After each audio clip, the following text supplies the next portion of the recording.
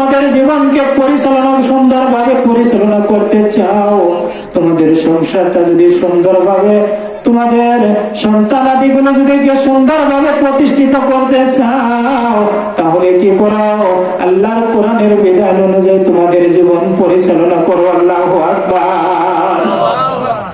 আল্লাহর কোরআনের বিধান অনুযায়ী তোমরা তোমাদের নিজেদের জীবন পরিচালনা করো, তোমাদের সংসার পরিচালনা করো, তোমাদের ঘর পরিচালনা করো।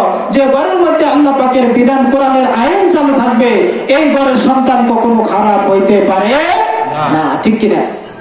আজকে আমাদের সন্তানগুলো ইয়াবগর হয়ে যাইতেছে, নিশার মধ্যে যাইতেছে, মোবাইলের মধ্যে সারাদিন পড়ে থাকে। মা বোনেরা, আজকে আমাদের সন্তানগুলো খারাপের দিকে যাইতো না। যদি আমি কোরআনের বিধান মানতাম, ঘরের মধ্যে কোরআনের বিধান চালু থাকতো, আল্লাহ রাসূল বলেন তোমরা যদি তোমাদের ঘরের মাহলকে পরিবর্তন করতে চাও, তাহলে আল্লাহর বিধান কোরআনের কারীমের আইন চালু করো। আল্লাহু আকবার। কোরআনের আইন চালু করো। যে ঘরের মধ্যে আল্লাহ পাকের কোরআনুল কারীমের আইন চালু থাকে, যে ঘরের মধ্যে বেশি বেশি করে আল্লাহ পাকের কোরআনুল কারীমের তেলাওয়াত থাকে, ওই ঘরের মধ্যে আমার আল্লাহ রহমত দিয়ে ভরপুর করে দেয়। আল্লাহু আকবার। কি দিয়া? রহমত দিয়ে ভরপুর করে দেয়। যে ঘরের মধ্যে দেখবেন প্রত্যেকদিন কি করে তার মা বাবা একেবারে ফজরের আজান যখন মুয়াজ্জিন দেয়, ফজরের আজানে কি বলে মুয়াজ্জিন? আসসালাতু খায়রুম মিনান নাওম বলে কি বলে না? জোরে বলেন, বলে কিনা? এটার অর্থ হলো ওঠো মুমিন মুসলমান, ঘুমাইতে নামাজ ভালো, ঠিক কিনা? উঠো মুমিন মুসলমান, ঘুম হইতে নামাজ ভালো। তাই কবি কত সুন্দর সুন্দর করে বলছে, আমার সাথে পারলে বলতে পারেন, আজান শুনে যারা বিছানায় বলে, আজান শুনে যারা বিছানায়, তাদের জন্য কাঁদেন মদিনায়। আরে তাদের জন্য কাঁদেন মদিনায়। ওই নবীর জন্য মায়া তো লাগে না, ওই নবীর জন্য মায়া তো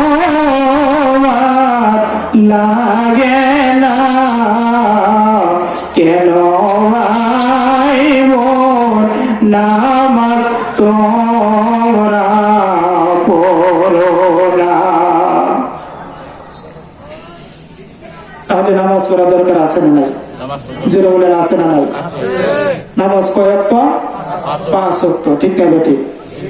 আল্লাহ রাসূল বলেন, যখন মুয়াজ্জিন আযান দেয়, ওই মুয়াজ্জিনের আযান শোনার পরে যে ঘরের মধ্যে মুরব্বিগুলো তারা মসজিদের দিকে চলে যায়, আর তার মা কি করে?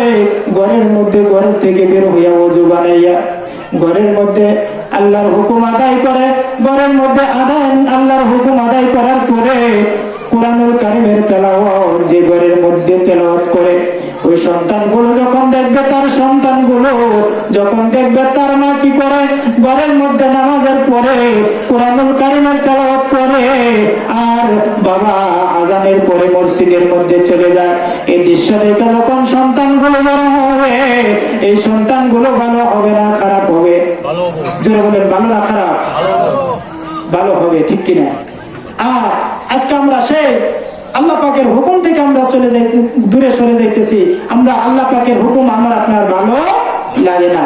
যখন মুয়াজ্জিন আযান দেয়, মুয়াজ্জিনের আযানে আমি আপনার দিল নরম হয় না, আমার আপনার দিলের ভিতরে আল্লাহ পাকের ভয় ভীতি আসে না, ঠিক কিনা? আল্লাহ পাকের ভয় ভীতি আসে না।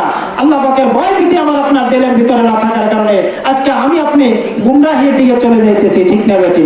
তো মুহাম্মদে জিকির করে লা ইলাহা ইল্লাল্লাহ, সুন্দর লা ইলাহা ইল্লাল্লাহ, জোরে লা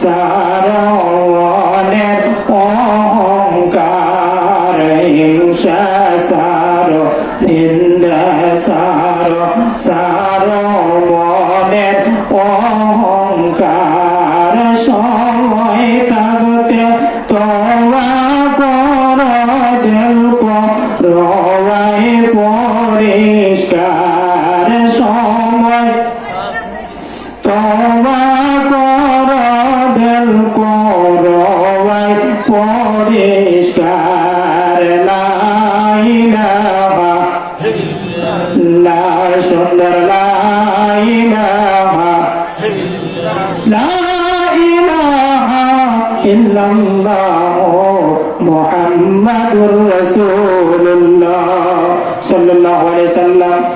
আলোচনাকারীন ঘরের মধ্যে তেলাওয়াত করা দরকার আছে না নাই? আল্লাহ রাসূল বলেন যে ঘরের মধ্যে আল্লাহর কোরআনুল কারীমের তেলাওয়াত হয় ওই ঘরটা আমার আল্লাহর রহমত দিয়া ভরপুর করে দেয়। আল্লাহু আকবার। রহমত দিয়া ভরপুর করে দেয়। আজকে আমাদের সেই ঘরের মধ্যে আল্লাহর কোরআনের তেলাওয়াত হয় না। অনেক মা বোন আছে তারা কোরআন তেলাওয়াত করতে পারে কিন্তু শুধু রমজান মাসে কোরআন তেলাওয়াত করে, বাকি 11 মাস আর কোরআন তেলাওয়াত করে না। ঠিক কিনা? মা গো মা অনুরোধ করে যায়, বাকি 11টা মাস আপনি কোরআন তেলাওয়াত করেন না। আপনি যদি ঘরের মধ্যে আল্লাহর কোরআন তেলাওয়াত করতে ওই ঘরটা আবার আল্লাহর রহমত